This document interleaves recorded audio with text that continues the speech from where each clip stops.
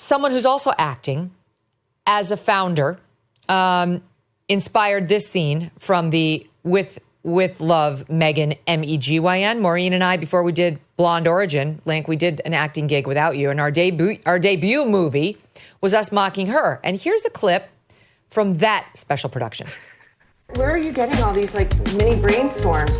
I'm so impressed by this. You have to be a founder to really, I guess, understand it fully, but maybe in the next wave of our friendship, I'll try to explain it to you. Hold that tight, please. Okay. Okay. Now, this, of course, didn't come out of the ether. I want to play for you the latest bit from her podcast, which is called Confessions of a Female Founder. Here she is.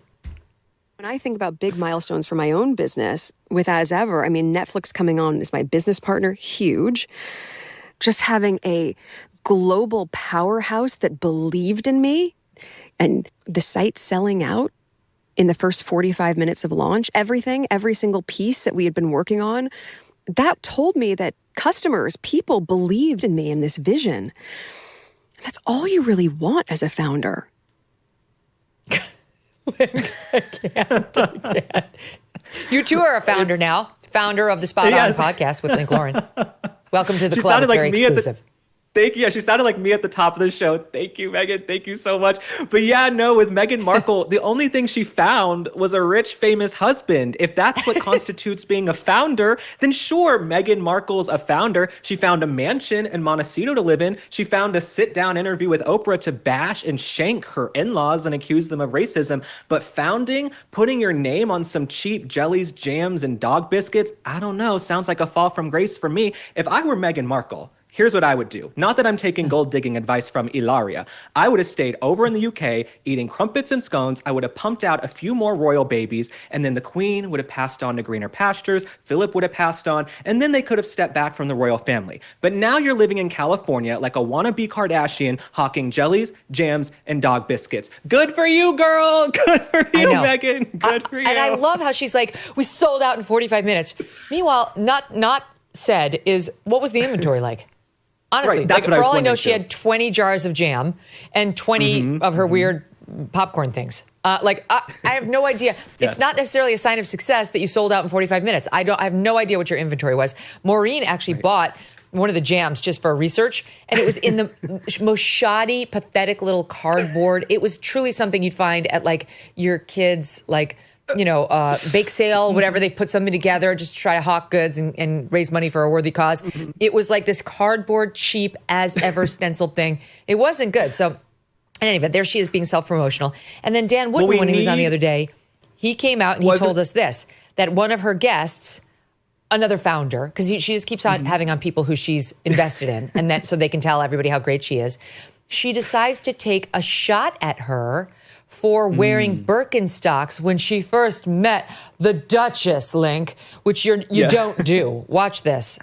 And I just remember you kept shifting your feet in and out of your Birkenstocks. And I thought, oh my gosh, is this my first investment? By the way, I wear Birks at home. I think it's a really smart choice. There was no shame in your game. I was just struck by the fact that you were so comfortable. Oh my God. I don't believe one word of that. She's definitely insulting her.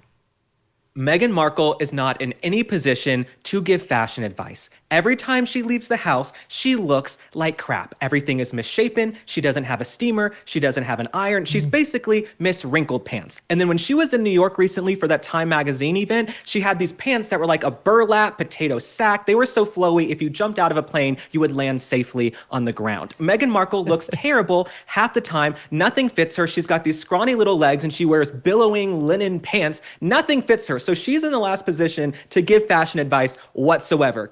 Princess Catherine looks impeccable because guess what? She actually has a steamer and a tailor. I guess Meghan got $100 million from Netflix, couldn't afford a steamer. Yeah, or just a stylist. That's all it would really take. Yes. This July, there is a global summit of BRICS nations in Rio de Janeiro. The bloc of emerging superpowers, including China, Russia, India, and Iran, are meeting with the goal of displacing the U.S. dollar as the global currency. They're calling this the Rio Reset, as BRICS nations push forward with their plans, Some worry global demand for U.S. dollars will decrease, bringing down the value of the dollars in your savings. While this transition won't happen overnight, the real reset could mark a pivotal moment. So learn if diversifying your savings into gold is right for you.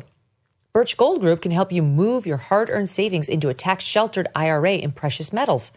Claim your free info kit on gold by texting MK to the number 989898.